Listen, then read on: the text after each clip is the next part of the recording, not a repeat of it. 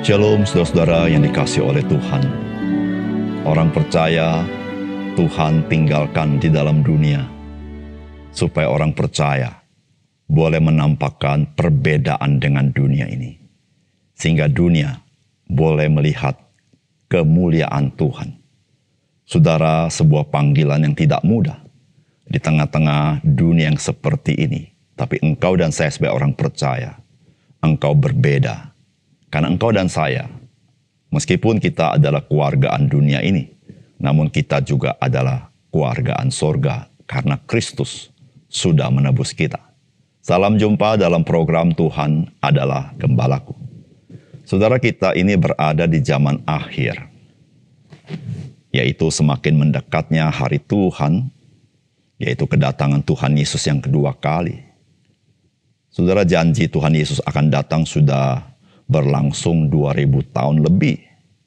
Di zaman akhir ini maka saudara kita menemukan permasalahan demi permasalahan dan kesesatan demi kesesatan di dunia semakin masif dan juga semakin nyata. Serta saudara sangat siap melahap setiap insan manusia di dunia ini.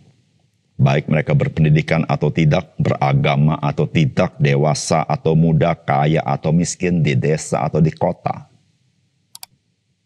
Saudara, kemunafikan itu saudara tidak lagi dilakukan sembunyi-sembunyi, tapi dengan terang-terangan kemunafikan itu, tetapi ditambah dengan ekspresi narasi yang sangat apik, sehingga kemunafikan itu seakan-akan sebuah kebaikan.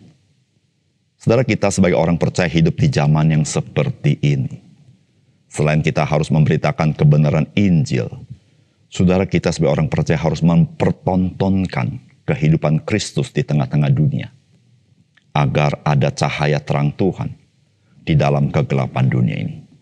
Saudara, mari kita membaca 2 Timotius pasal 3 ayat 1-9. Ketahuilah bahwa pada hari-hari terakhir akan datang masa yang sukar. Manusia akan mencintai dirinya sendiri dan menjadi hamba uang. Mereka akan membual dan menyombongkan diri, mereka akan menjadi pemfitnah, mereka akan berontak terhadap orang tua dan tidak tahu berterima kasih, tidak mempedulikan agama, tidak tahu mengasihi, tidak mau berdamai, suka menjelekkan orang, tidak dapat mengekang diri, garang, tidak suka yang baik, suka mengkhianat, tidak berpikir panjang, berlaga tahu, lebih menuruti hawa nafsu daripada menuruti Allah. Secara lahiriah mereka menjalankan ibadah mereka, tetapi pada hakikatnya mereka memungkiri kekuatannya. Jauhilah mereka itu. Sebab di antara mereka terdapat orang-orang yang menyelundup ke rumah orang lain dan menjerat perempuan-perempuan lemah yang syarat dengan dosa dan dikuasai oleh berbagai-bagai nafsu, yang walaupun selalu ingin diajar namun tidak pernah mengenal kebenaran. Sama seperti Yanes dan Yambres menentang Musa, demikian juga mereka menentang kebenaran. Akal mereka bobrok dan iman mereka tidak tahan uji. Tetapi sudah pasti mereka tidak akan lebih maju, karena seperti dalam hal Yanes dan Yambres, kebodohan mereka pun akan nyata bagi semua orang. Saudara yang dikasihi oleh Tuhan, firman Tuhan memaparkan dengan gamblang bahwa kehidupan kita bukan semakin mudah, melainkan semakin sukar sebagai orang percaya. Semua karena kuasa dosa yang mengikat manusia itu semakin nyata di dunia ini. Saudara, hal ini bukan nyata kepada mereka yang nyata-nyata hidup bergelimbangan dosa, tetapi juga nyata-nyata bagi mereka yang dosanya diselubungi oleh kesalehan. Saudara, apakah pesan firman Tuhan bagi kita? Saudara, yang pertama, mari kita mewaspadai terhadap semangat zaman akhir, yaitu individualistik, materialistik, dan hedonistik yang bersifat merusak apa yang baik yang Tuhan telah jadikan. Saudara, firman Tuhan berkata, ketahuilah bahwa pada hari-hari terakhir akan datang masa yang sukar. Manusia akan mencintai dirinya sendiri dan menjadi hamba uang. Mereka akan membual dan menyombongkan diri, mereka akan menjadi pemfitnah, mereka akan berontak terhadap orang tua dan tidak tahu berterima kasih, tidak mempedulikan agama, tidak tahu mengasihi, tidak mau berdamai, suka menjelekkan orang, tidak dapat mengekang diri, garang, tidak suka yang baik, suka mengkhianat, tidak berpikir panjang, berlaga tahu, lebih menuruti hawa nafsu daripada menuruti Allah. Saudara, semangat zaman ini, saudara, kalau kita mau klasifikasikan sebagaimana yang tercantum dalam firman Tuhan, maka setidaknya ada 3, yaitu individualistik, materialistik, dan hedonistik. Saudara, dari 3 semangat ini menimbulkan ekses-ekses seperti suka membual, suka menyombongkan diri, menjadi pemfitnah, berontak kepada orang tua, tidak tahu terima kasih, tidak peduli dengan kesalehan, tidak tahu mengasihi orang lain, tidak mau berdamai, suka jelekin orang, tidak dapat mengekang diri, tidak suka yang baik, suka berkhianat, tidak pikir panjang berlagak tahu, lebih menuruti hawa nafsu daripada menuruti Allah. Saudara, itu adalah ekses dari semangat zaman ini yang sifatnya individualistik, materialistik, dan hedonistik. Saudara, semangat ini, saudara, semangat merusak apa yang baik yang Tuhan telah ciptakan. Saudara, disitulah saudara mengapa kita sebagai orang percaya menerima Roh Kudus dalam hidup kita.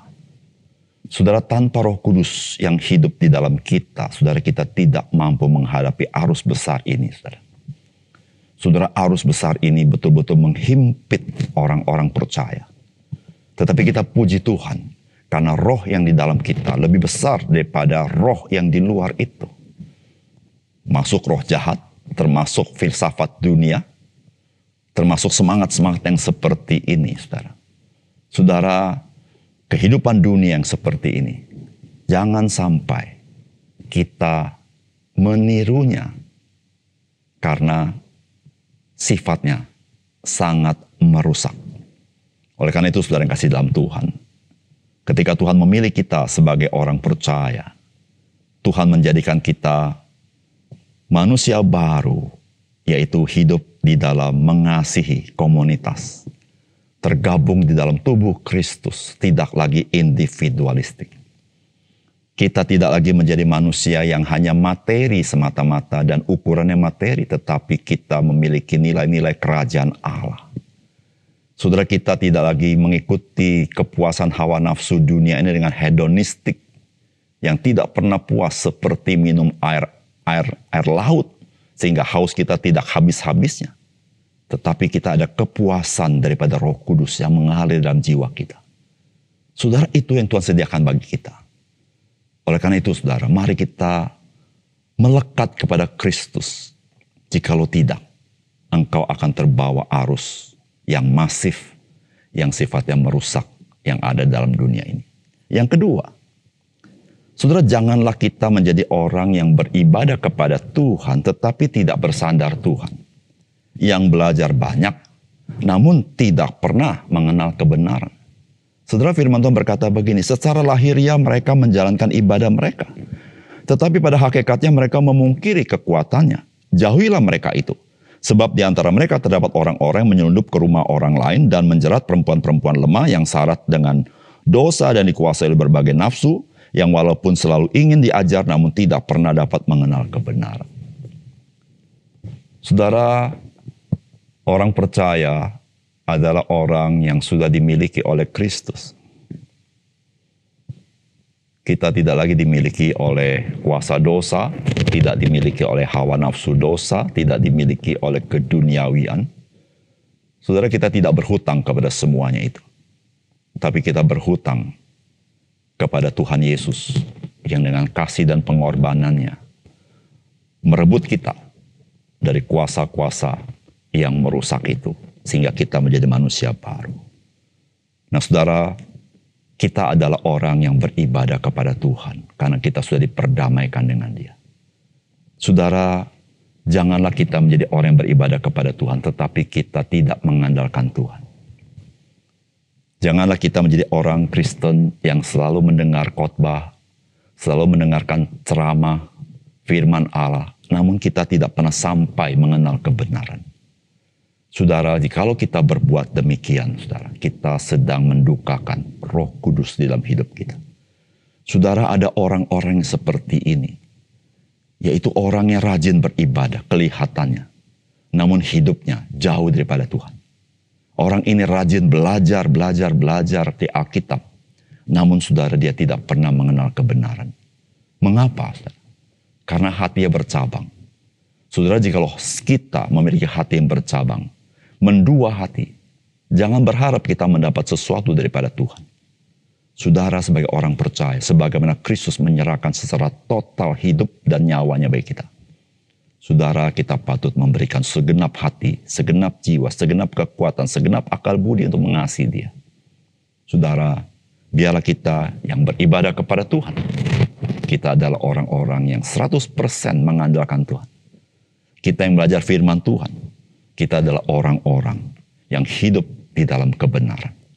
Saudara, itu barulah padanan yang cocok. Sehingga kita boleh menjadi saksi Kristus di tengah dunia ini.